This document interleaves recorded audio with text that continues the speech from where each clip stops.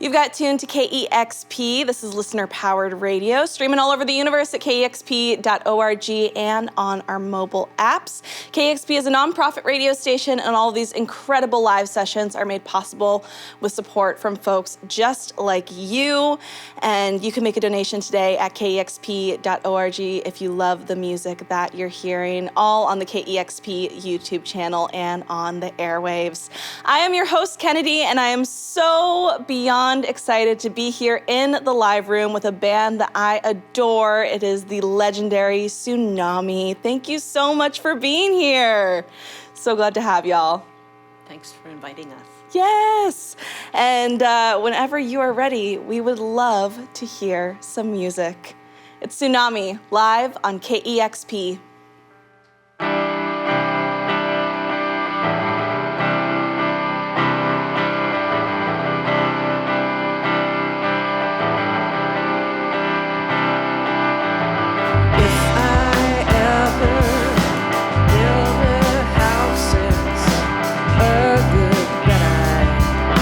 Build it out of skin.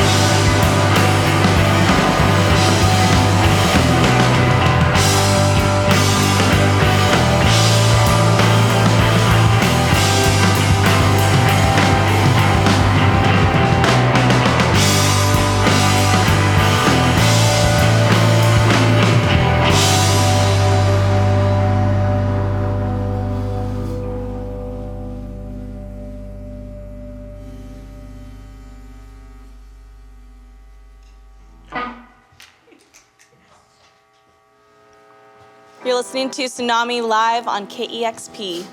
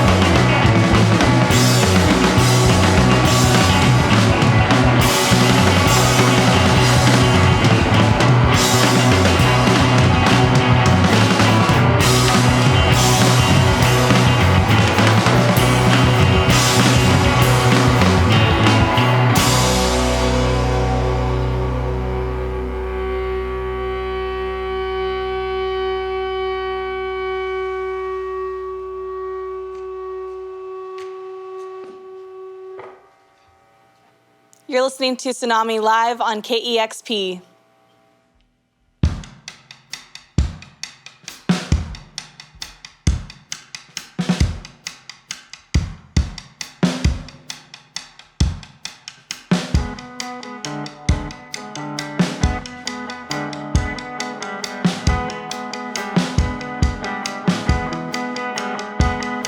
It's 5 minutes after 2 o'clock.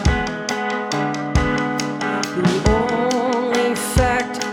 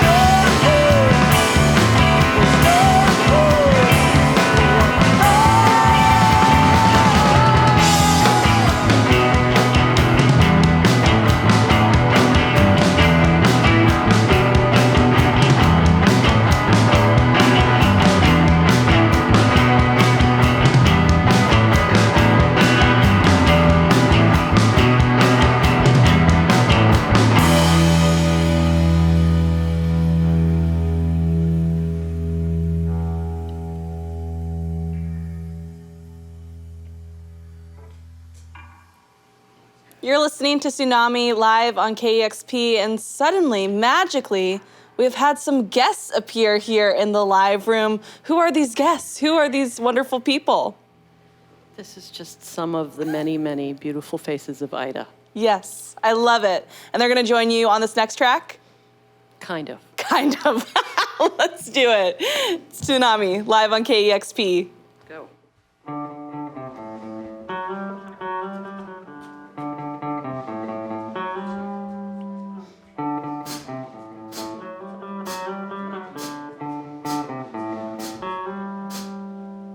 Enter Misguided, aspiring mogul. He's handing me a card. He wants to put out a single, and that's the way it's working in a marketplace. You can talk a better mousetrap. You're buying office space. The world beats a pathway to your basement door.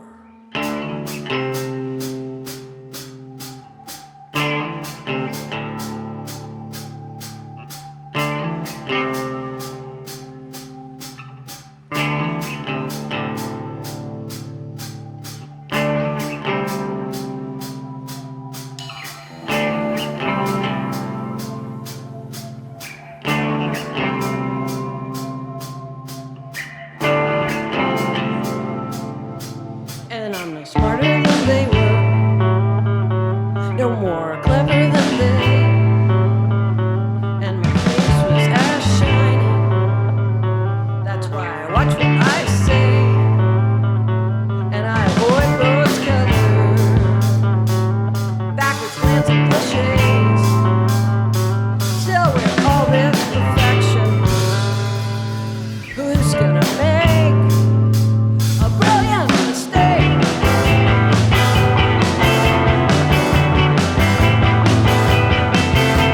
This ain't no track for innocence. Can I tell you all the fact? Gonna give you all you pound of flesh and make sure you see that. All made to get over. We fell in line like perfect dupes. They were so impressed, surprised to catch their interest, that we were more than we could ever be.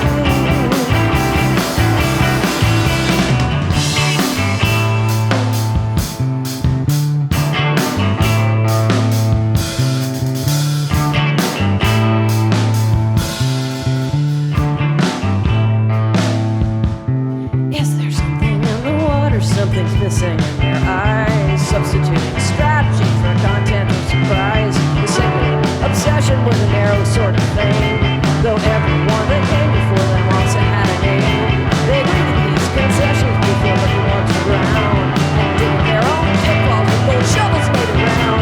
Like the engine just so far away from the next 5 minutes. They can't upon a unique dictation. All they can get over.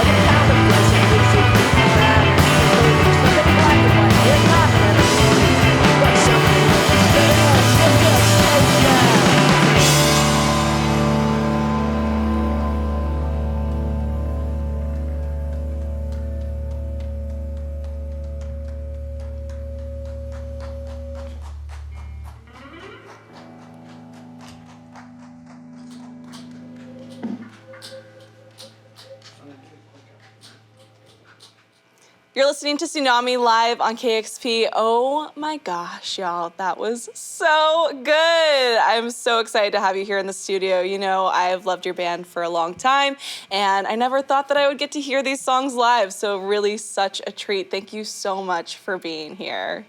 Well, thanks for having us. We loved it. It was really fun. Yeah, I love when you were like, we can hear ourselves. I'm like, as someone who's played so many DIY shows, I'm like, I can't hear myself half the time. Honestly, even in like bigger venues. And it's definitely a different setting being in a place like this.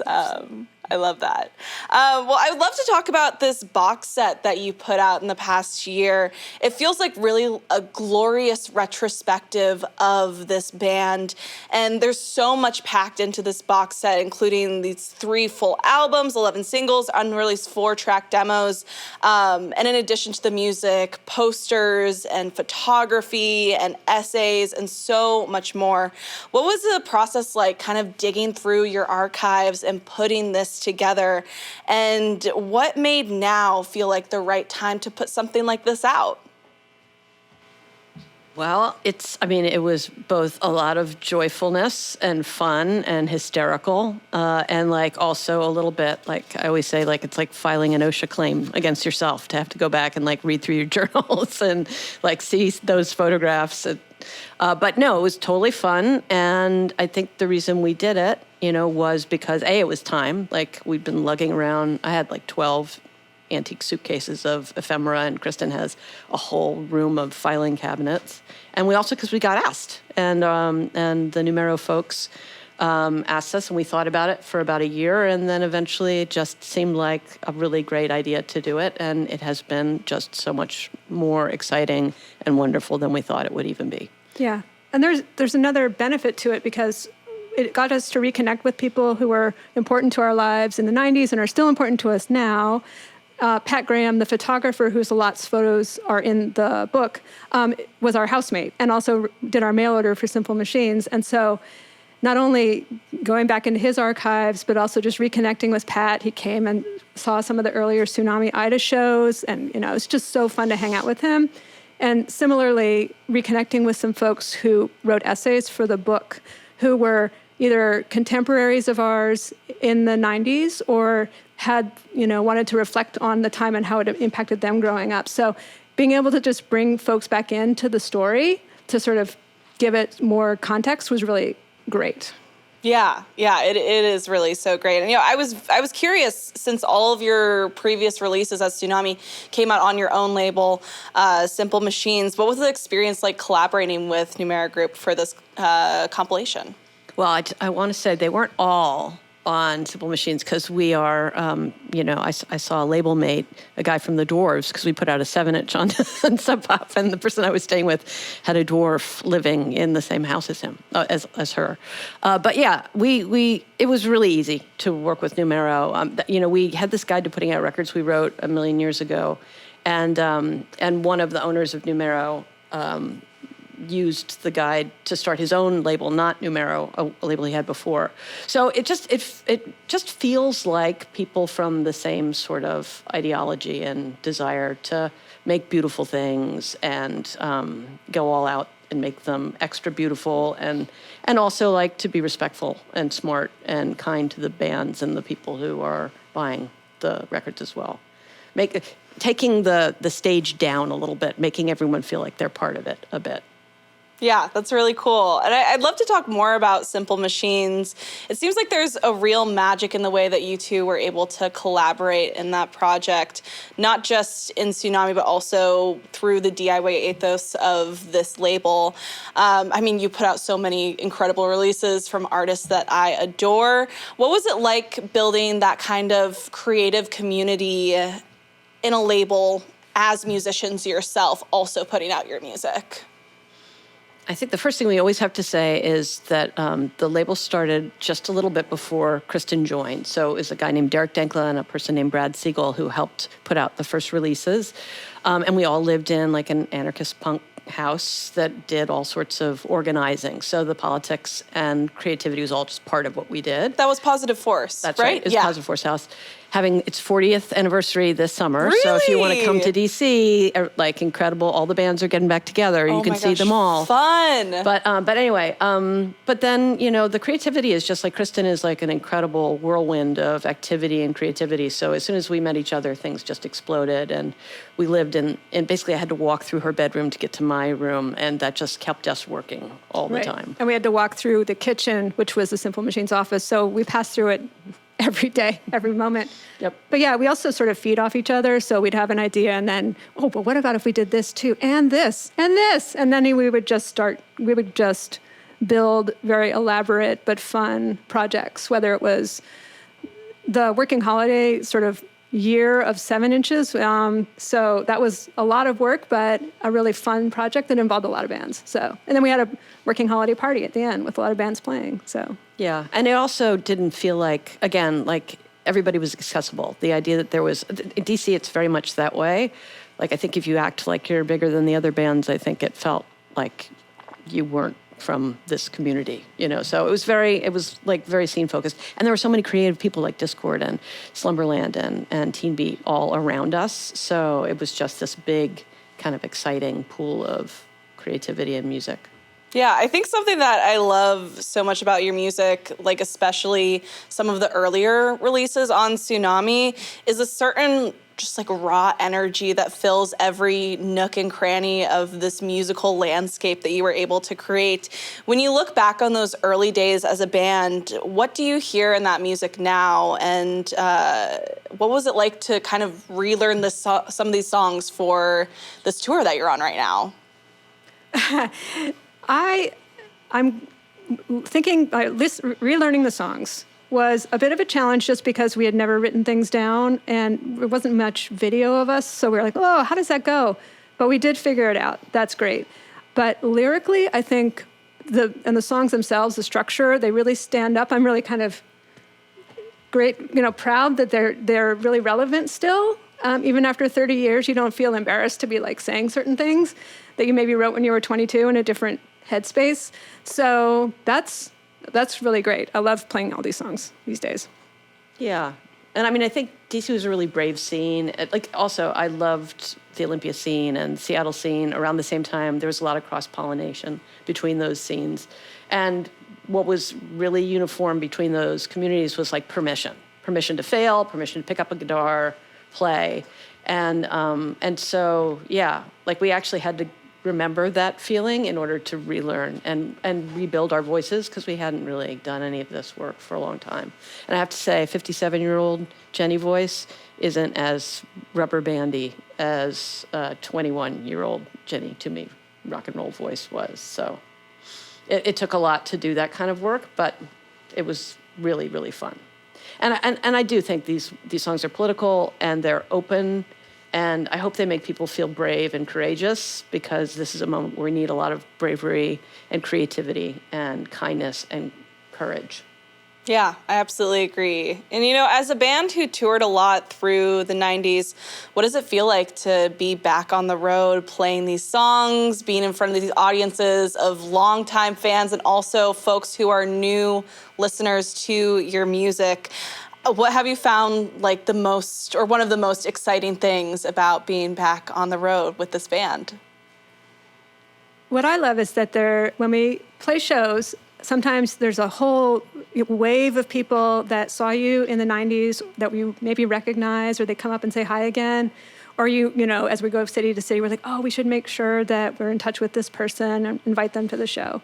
But then there's also this next generation, whether it's their children or younger folks who weren't born when we were touring. And then, in the middle, the folks who maybe missed us and they're just happy to see what we were sounding like. So I love the sort of intergenerational audiences. It's really fun to see everybody out there. Yeah, and for me, it feels so incredibly familiar. There's some things about it, like we didn't have the internet when we toured, so imagine that. Like we booked shows with postcards for the early shows, so very different that way.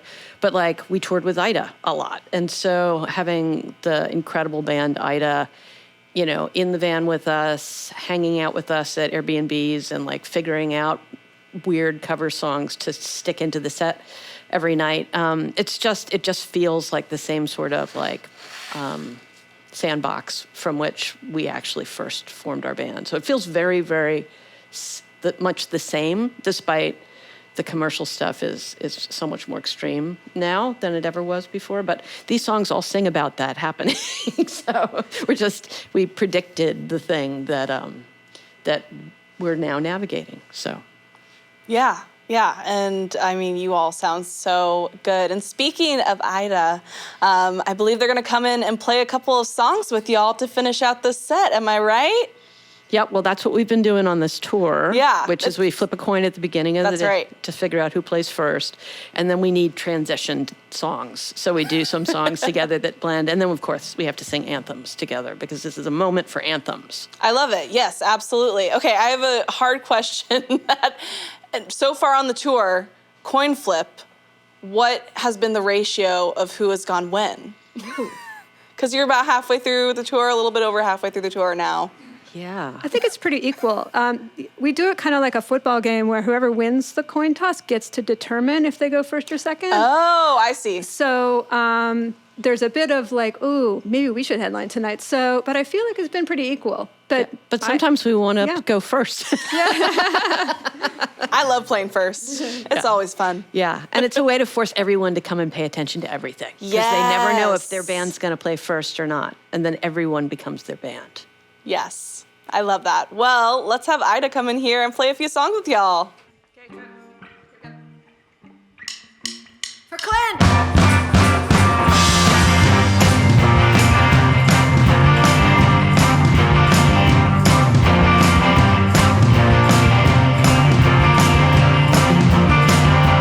Walk into my room, ask me tricky questions, don't mean what you say, immaculate protection, play by all the rules, so close to the best.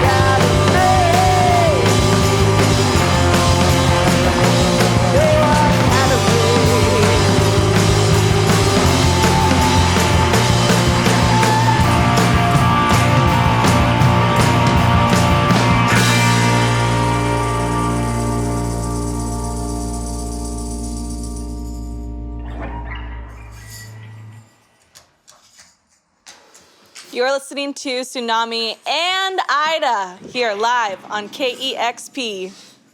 I'll lean in and say, can you all hear me?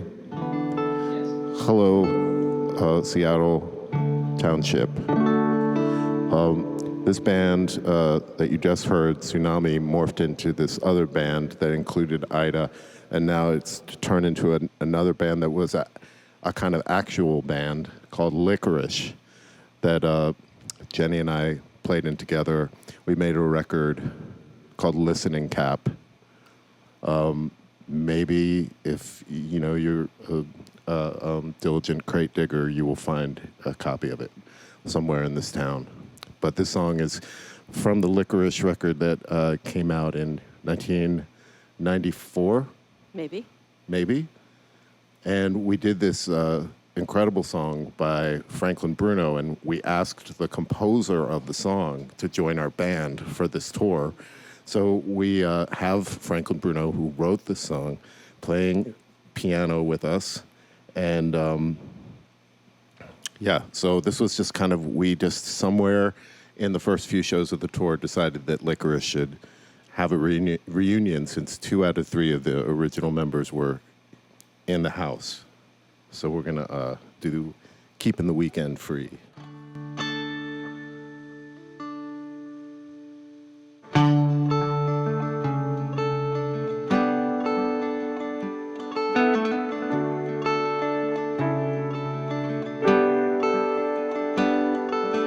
You're mental miles away, long distance, some might say, but I can't hear you say it. Time takes its toll, but you still have to pay. Whose charges get reversed? All depends on who calls first. You hang up in anger.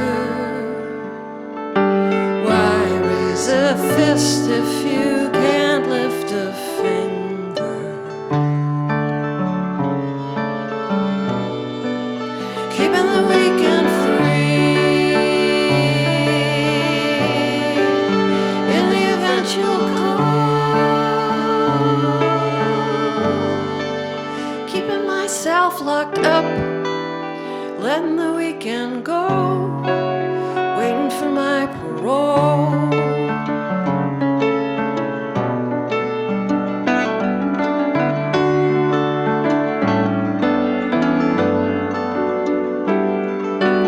You're 7 digits far. However close we are, close to desperation, until you call with your kind invitation. You took to me as an axe takes to a tree. I was fell, you followed. Some lines are occupied, some reins are hollow.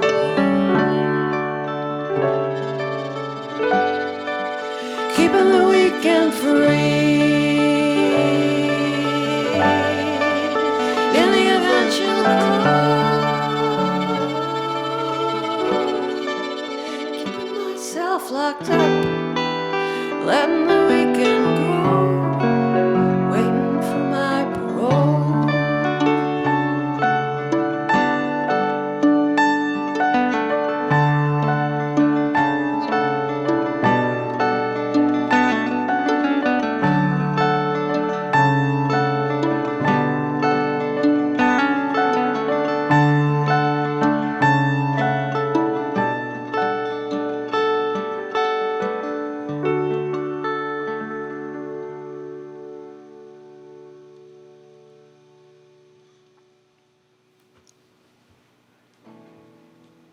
So beautiful. Oh, That was wonderful. Thank you all so much. This was so much fun. Thanks for coming in and sharing all of this great music with us. Seriously, such a joy to have you all here. It's a joy to be here. And you haven't even listened to Ida yet, so there you go. I want to say a big thank you to our video team as well, our audio engineers, and everyone here at KEXP who makes fantastic sessions like this possible, and that includes you, our big KEXP community. If you want to become an amplifier, make a gift today.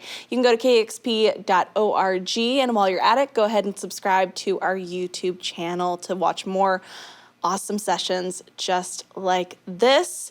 And yeah, that's about it. Thank you so much for coming in. Have a wonderful rest of your tour. And it's Tsunami, live on KEXP. Discover new music at listener-powered KEXP.org.